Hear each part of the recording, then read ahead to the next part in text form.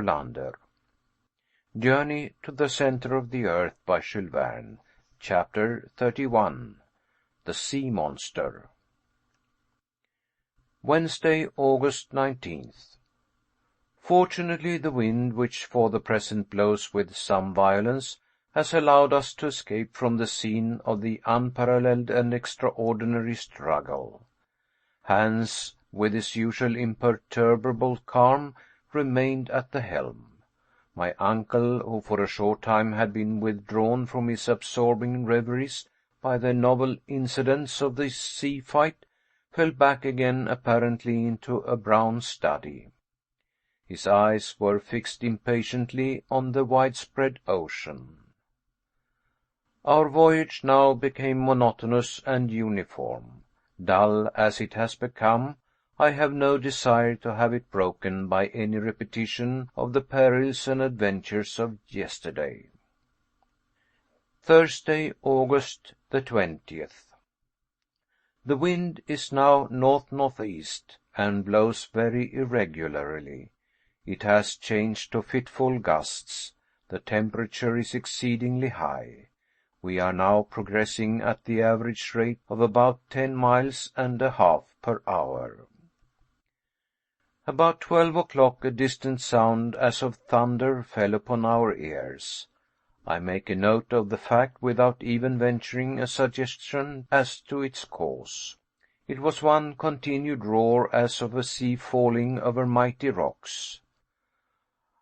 "Far off in the distance," said the professor dogmatically, "there is some rock or some island against which the sea, lashed to fury by the wind, is breaking violently." Hans, without saying a word, clambered to the top of the mast, but could make out nothing. The ocean was level in every direction as far as the eye could reach. 3 hours passed away without any sign to indicate what might be before us. The sound began to assume that of a mighty cataract. I expressed my opinion on this point strongly to my uncle. He merely shook his head. I, however, am strongly impressed by a conviction that I am not wrong. Are we advancing towards some mighty waterfall which shall cast us into the abyss? Probably this mode of descending into the abyss may be agreeable to the professor, because it would be something like the vertical descent he is so eager to make. I entertain a very different opinion. Whatever be the truth, it is certain that not many leagues distant there must be some very extraordinary phenomenon, for as we advance the roar becomes something mighty and stupendous. Is it in the water or in the air? I cast hasty glances aloft at the suspended vapors, and I seek to penetrate their mighty depths. But the vault above is tranquil. The clouds, which are now elevated to the very summit, appear utterly still and motionless, and completely lost in the irradiation of electric light. It is necessary, therefore, to seek for the cause of this phenomenon elsewhere. I examine the horizon, now perfectly calm, pure, and free from all haze. Its aspect still remains unchanged. But if this awful noise proceeds from a cataract, if, so to speak in plain English, this vast interior ocean is precipitated into a lower basin, if these tremendous roars are produced by the noise of falling waters, the current would increase in activity, and its increasing swiftness would give me some idea of the extent of the peril with which we are menaced. I consult the current. It simply does not exist. There is no such thing. An empty bottle cast into the water lies to leeward without motion. About 4 o'clock, Hans rises, clambers up the mast, and reaches the truck itself. From this elevated position his looks are cast around. They take in a vast circumference of the ocean. At last his eyes remain fixed. His face expresses no astonishment, but his eyes slightly dilate. "He has seen something at last," cried my uncle. I think so, I replied. Hans came down, stood beside us, and pointed with his right hand to the south. Där nere, he said. There, replied my uncle. And seizing his telescope, he looked at it with great attention for about a minute, which to me appeared an age. I knew not what to think or expect. Yes, yes, he cried in a tone of considerable surprise. There it is. What? I asked. A tremendous spurt of water rising out of the waves. Some other marine monster? I cried, already alarmed. Perhaps. Then let us steer more to the westward, for we know what we have to expect from antediluvian animals, was my eager reply. Go ahead, said my uncle. I turned towards Hans. Hans was at the tiller, steering with his usual imperturbable calm. Nevertheless, from the distance which separated us from this creature, a distance which must be estimated at no less than a dozen leagues, one could see the column of water spurting from the blowhole of the great animal. His dimensions must be something preternatural. To fly is, therefore, the course to be suggested by ordinary prudence. But we have not come into that part of the world to be prudent. Such is my uncle's determination. We accordingly continued to advance. The nearer we come, the loftier is the spouting water.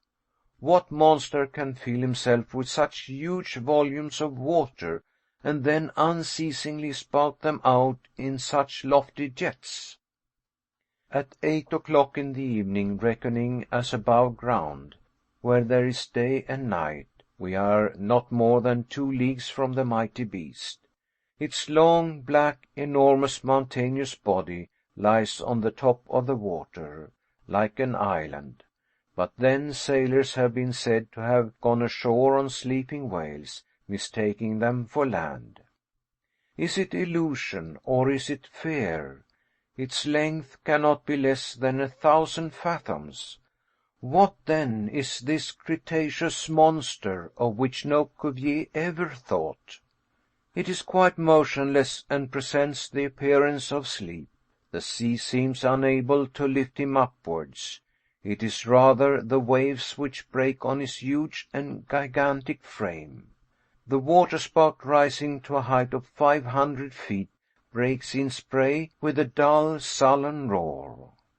We advance like senseless lunatics towards this mighty mass. I honestly confess that I was abjectly afraid. I declared that I would go no farther. I threatened in my terror to cut the sheet of the sail. I attacked the professor with considerable acrimony, calling him foolhardy, mad, I know not what. He made no answer. Suddenly the imperturbable Hans once more pointed his finger to the menacing object. Holme. An island, cried my uncle. An island, I replied, shrugging my shoulders at this poor attempt at deception. Of course it is, cried my uncle, bursting into a loud and joyous laugh. But the water spout. Geyser, said Hans. Yes, of course, a geyser, replied my uncle, still laughing. A geyser like those common in Iceland. Jets like this are the great wonders of the country. At first I would not allow that I had been so grossly deceived. What could be more ridiculous than to have taken an island for a marine monster? But kick as one may, one must yield to evidence, and I was finally convinced of my error. It was nothing, after all, but a natural phenomenon. As we approached nearer and nearer, the dimensions of the liquid sheaf of waters became truly grand and stupendous. The island had at a distance presented the appearance of an enormous whale, whose head rose high above the waters. The geyser, a word the Icelanders pronounce Geysir, and which signifies fury, rose majestically from its summit. Dull detonations are heard every now and then, and the enormous jet, taken as it were with sudden fury, shakes its plume of vapor, and bounds into the first layer of the clouds. It is alone, neither spurts of vapor nor hot springs surround it, and the whole volcanic power of that region is concentrated in one sublime column. The rays of electric light mix with this dazzling sheaf, every drop as it falls assuming the prismatic colors of the rainbow. "Let us go on shore," said the professor after some minutes of silence. It is necessary, however, to take great precaution in order to avoid the weight of falling waters, which would cause the raft to founder in an instant.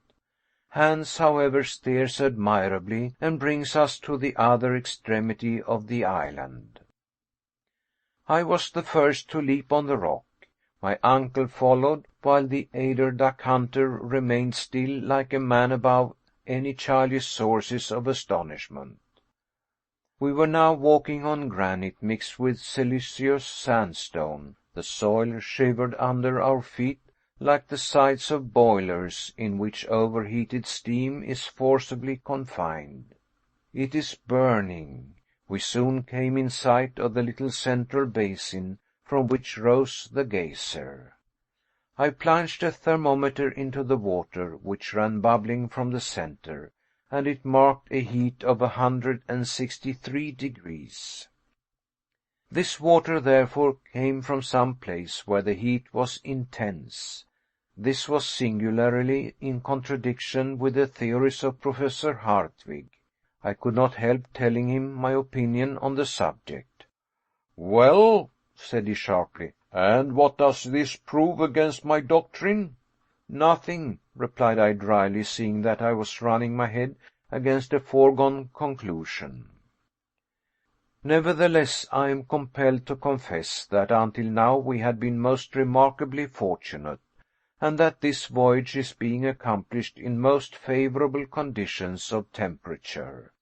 But it appears evident, in fact certain, that we shall sooner or later arrive at one of those regions where the central heat will reach its utmost limits, and will go far beyond all the possible gradations of thermometers.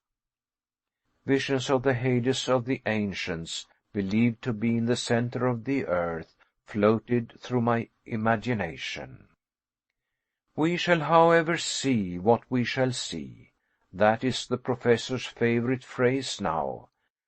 Having christened the volcanic island by the name of his nephew, the leader of the expedition turned away and gave the signal for embarkation. I stood still, however, for some minutes gazing upon the magnificent geyser. I soon was able to perceive that the upward tendency of the water was irregular. Now it diminished in intensity, and then suddenly it regained new vigor, which I attributed to the variation of the pressure of the accumulated vapors in its reservoir. At last we took our departure, going carefully round the projecting and rather dangerous rocks of the southern side. Hans had taken advantage of this brief halt to repair the raft. Before we took our final departure from the island, however, I made some observations to calculate the distance we had gone over, and I put them down in my journal. Since we left Port Gretchen, we had traveled 270 leagues, more than 800 miles, on this great inland sea. We were therefore 620 leagues from Iceland, and exactly under England. End of chapter 31. Read by Lars Rolander.